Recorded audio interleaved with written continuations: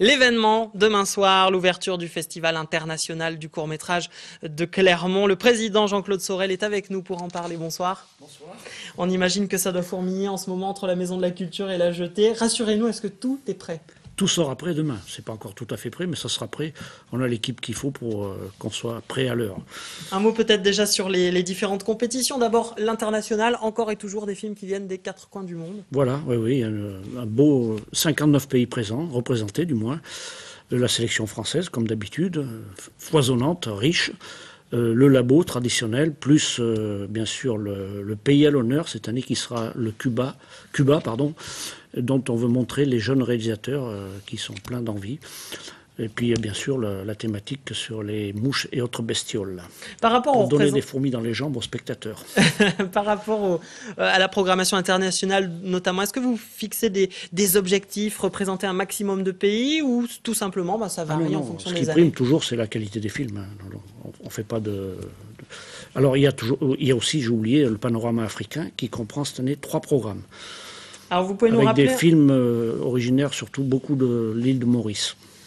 Vous pouvez nous rappeler un peu comment se fait la sélection ? Comment on fait pour être sélectionné au Festival du Court ?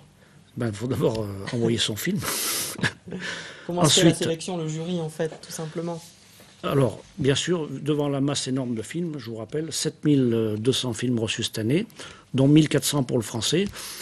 Alors, on forme des binômes. Je vais prendre l'exemple de la sélection française. On prend des binômes, 2 personnes avec des regards complémentaires pour limiter la subjectivité. Et ces gens-là prennent des contingents de films et en tirent une première présélection. Et ensuite, c'est tout le comité, une dizaine de personnes, qui choisit la sélection finale. Disons que des 1400 films sortent à peu près en présélection 220 films. Et c'est là-dessus que le comité décide de la sélection finale. Cette année, je vous rappelle, 59 000 sélectionnés.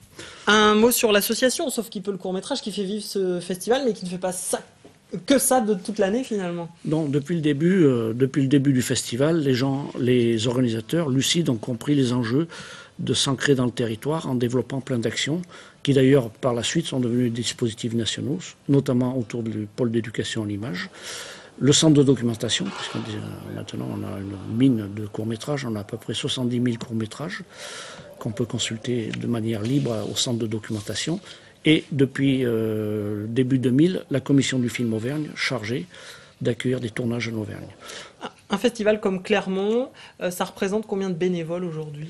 En plus de l'association, puisqu'on vient de parler de l'association. Pour les tâches basiques du festival, c'est-à-dire essentiellement de l'accueil aux salles et au marché du film, on a à peu près 250 bénévoles. Mais ce sont des responsabilités les plus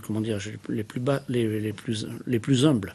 Ensuite, pour l'encadrement du festival, on a besoin de tas de gens, des régisseurs, des projectionnistes.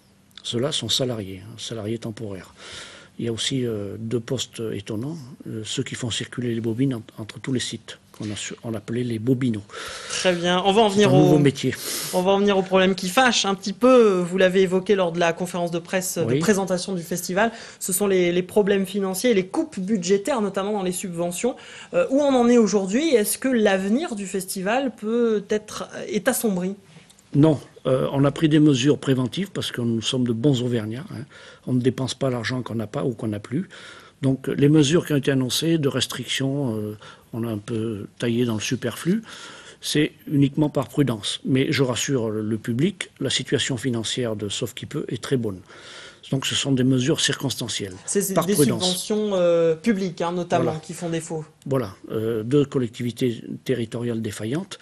Mais la situation, je rappelle que la situation s'était déjà produite en 2004. Nous avions pris des mesures à peu près identiques et par la suite, nous avions retrouvé un niveau normal. D'ailleurs, nous sommes en négociation actuellement avec les 2 collectivités défaillantes pour essayer de retrouver rapidement un niveau de financement antérieur aux baisses.